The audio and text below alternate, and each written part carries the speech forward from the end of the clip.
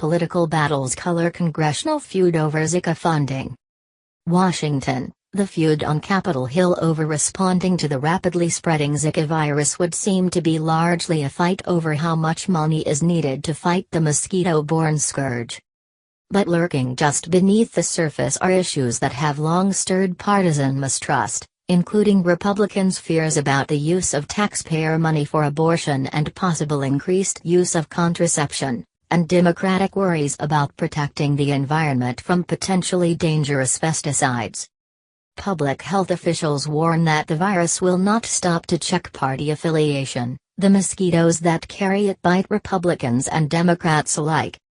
This is no way to fight an epidemic, Dr. Thomas R. Frieden, the director of the Centers for Disease Control and Prevention, said in a telephone interview on Tuesday.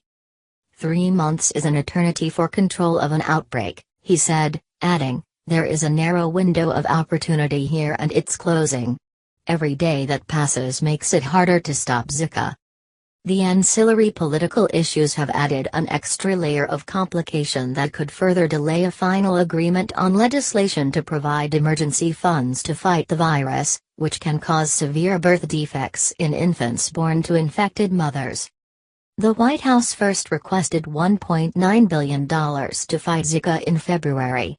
But only last week, the Senate approved a measure that would provide $1.1 billion in emergency funds, and the House approved legislation that would reallocate $622 million from existing programs, including efforts to combat Ebola.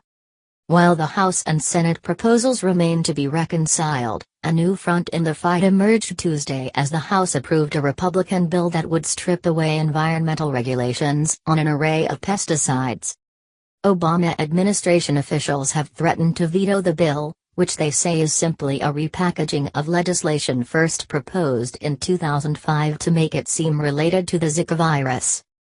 Rebranding legislation that removes important Clean Water Act protections for public health and water quality is not an appropriate avenue for addressing the serious threat to the nation that the Zika virus poses, a White House statement said.